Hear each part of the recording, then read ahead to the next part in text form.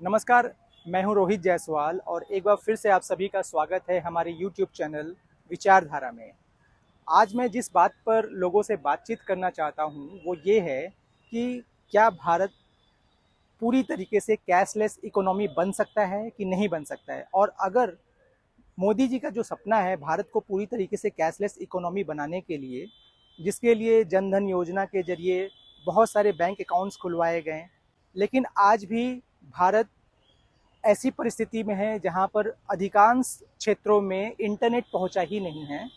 ऐसे rural area जहां पर इंटरनेट आज तक पहुंचा नहीं है, या वहां के लोग इतने पढ़े लिखे नहीं हैं जो स्मार्टफोन का इस्तेमाल करते हों, तो क्या ऐसी परिस्थिति में भी भारत ये सपना देख सकता है कि ये पूरी तरीके से कैशलेस इकोनॉमी बन सके? अगर हम पूरे विश्व की बात करें तो इस वक्त स्वीडन वर्ल्ड का नंबर 1 कैशलेस इकोनॉमी बन चुका है। क्या भारत भी इस परिस्थिति में आ सकता है कि नहीं? 96% तक पूरी तरीके से स्वीडन कैशलेस इकोनॉमी बन चुका है। सिर्फ 4% ऐसा बचा हुआ है जहां पे कैश ट्रांजैक्शंस होते हैं या ट्रांजैक्शन के दूसरे फॉर्मेट यूज़ किए जाते हैं। लेकिन क्या भारत इस स्थिति में पहुंच सकता है या नहीं, इसके लिए आज हम फिर से बात करेंगे लोगों से। चलिए, मैडम आपका क्या नाम है? मेरा नाम प्रियंका दत्ता है। प्रियंका जी, आप क्या करते हैं? मैं बेसिकली एक रिटेल स्टोर में स्टोर मैनेजर के हिसाब से जॉब कर रही हूँ। फिलहाल रिटेल इंडस्ट्री से जुड़ी हुई हूँ। अच्छा, मैं आपसे ये क्वेश्चन करना चाहता हूँ कि क्या आपको लगता है कि भारत पूरी तरीके से कैशलेस इकोनॉमी बन सकता है या नहीं? कैशलेस जो इकोनॉमी है, जो कॉन्सेप्ट है, देखिए अभी ट्रेंड्स जो चल रहा है, जैसे आपको अगर ग्लोबलाइजेशन के एज में जाना ही है धीरे धीरे, तो you can do that, is not an problem. मतलब कैशलेस कभी ट्रांजैक्शन हो सकता है, एट एज हम लोग कभी सोचे भी नहीं थे, लेकिन आज हो तो रहा है। तो अगर हम सोचेंगे कि हम लोग पूरी कैशलेस ट्रांजैक्शन में जाएंगे तो वी कैन डू।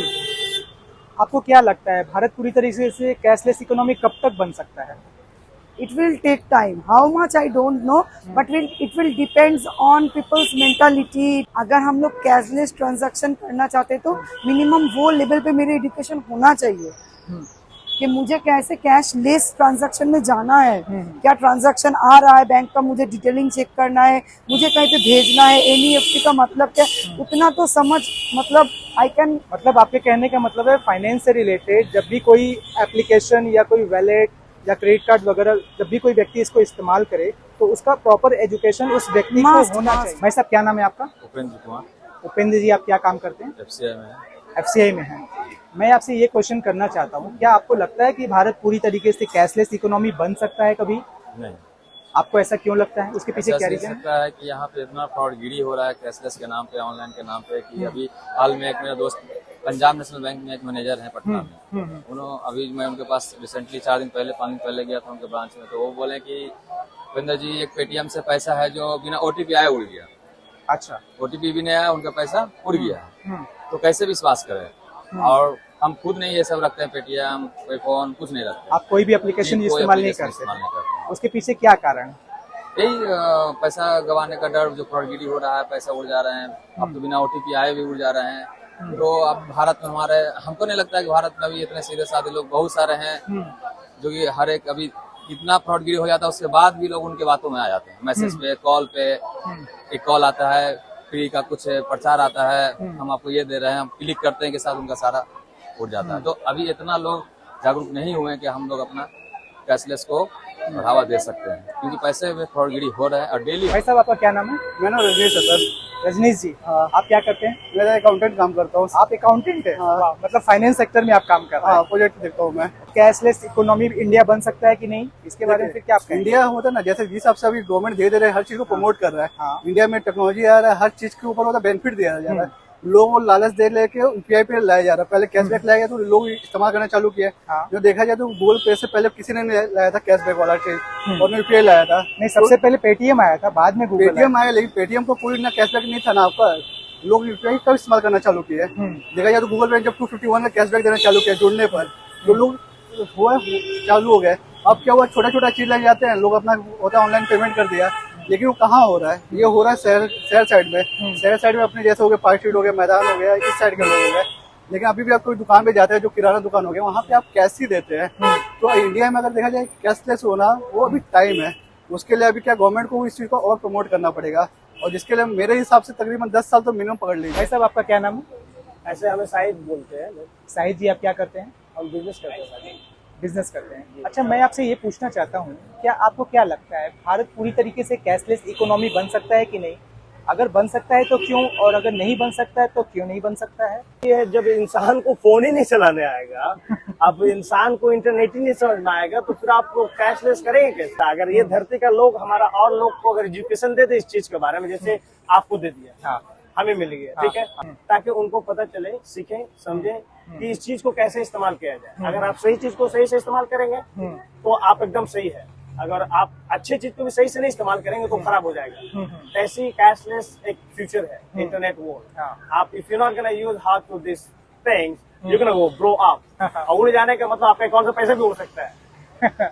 आपके कहने का मतलब रिस्क फैक्टर है, जी जी, फ्रॉड बढ़ सकता है। आपके कहने का मतलब ये है। लोग इस्तेमाल ना करना जाने तो, अगर लोग इस्तेमाल करने जा रहे हैं तो लोग दुनिया इस्तेमाल कर रहे हैं, तो हम क्यों नहीं करेंगे? हिंदुस्तानी हम लोग तो आईटी में बेहतर है, इसमें कोई शक नहीं, लेकिन हमें वैसा इल्म सभी को नहीं मिलता। Those all transaction, those all things are showing in basically in English language. That is not our mother language, and that is not also national language. But yes, that is a corporate language. But everybody is not really well known in India with that आपका language. कहना बिल्कुल सही है कि ज़्यादातर transaction या finance के जो सिस्टम है वो इंग्लिश में है, उसकी वजह से इंडिया में बहुत सारे लोग इंग्लिश नहीं जानते। उसके वजह से भी, और उनको इतना स्मार्ट भी होना चाहिए पीपल को कि कैशलेस ट्रांजैक्शन का क्या मतलब कैसे हम करें।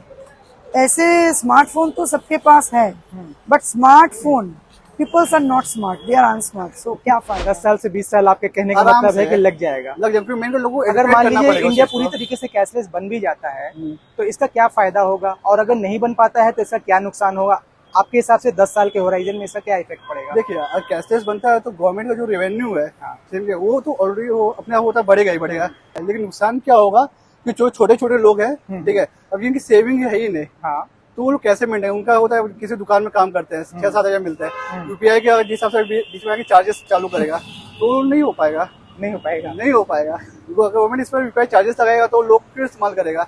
मतलब पैसा खर्च करने के लिए हम पैसा और दें, कोई सेंस नहीं बनता। सर एक बात, आप कैशलेस जब बोले ना सर, हाँ। तो उसमें कैशलेस में एक डिजिटल करेंसी होता है। हाँ, वो फिजिकल हाथ में नहीं इस्तेमाल आदमी कर पाता, समझे ना? उसको हाथ में आप फोन का तरीका से रख पाएंगे, उसको देख नहीं पाएंगे आप, लेकिन आपका 500 का 500 ही रहेगा। हाँ। आप बिरयानी लाने के 500 मिल जाएगा। लेकिन प्रॉब्लम ये है ना सर कि आपको आज के डेट में बैंक हमको हर चीज तुरंत दे देता है, क्योंकि उसे पता है कि आपसे पैसा लेना कैसे है। और आपको और हमको नहीं पता है कि पैसा देना कैसे, क्योंकि आपको और हमको बताते ही नहीं है कि ये 20% और 25% जो इंटरेस्ट होता है, हाई इंटरेस्ट, जब आप इस्तेमाल ना कर पाए, जो चीज को समझ नहीं पाए कि आप 40 दिन में हमको पे करना है, उस वक्त आपका जिंदगी बर्बाद होने लगता है। क्योंकि इससे आपका नुकसान है, सिर्फ कमाता है क्रेडिट कार्ड वाले लोग, और हमारा नागरिक इससे दिन ब दिन कमजोर होते जा रहा है। इससे ये चीज एक इंसान को हाथ में देने से पहले उसे अगर इसे बता दिया जाए कैसे इस्तेमाल किया जाए हिंदुस्तानी नागरिक को, तो ये बेहतर हो। इससे क्या है कि बैंक भी जाल है। मतलब आपके कहने का मतलब है कि फाइनेंस का जो सिस्टम है वो कहीं कहीं पर ऐसा भी है जो एक तरीके से जाल के तरीके से काम करता है, जी, जिसमें इंटर तो लोग आसानी से कर सकते हैं, लेकिन उसके बाद उसमें फंस जाते हैं और निकल नहीं पाते। जी जी जी जी जी जी, क्योंकि ये तो मैथ है ना, ये बिजनेस है। एंड जब बिजनेस के बात आता है ना, तो there is no one your government ever gonna support you, because the government make money bro. दुनिया का हर एक सरकार पैसा बनाता है कंपनी से, आपको क्यों सपोर्ट करेगा? वो हमको क्यों सपोर्ट करेगा? वो तो कंपनी को सपोर्ट करेगा ना। अच्छा, वो तो टोयोटा को सपोर्ट करेगा ना। जी बिल्कुल, वो टेस्ला को सपोर्ट करेगा ना।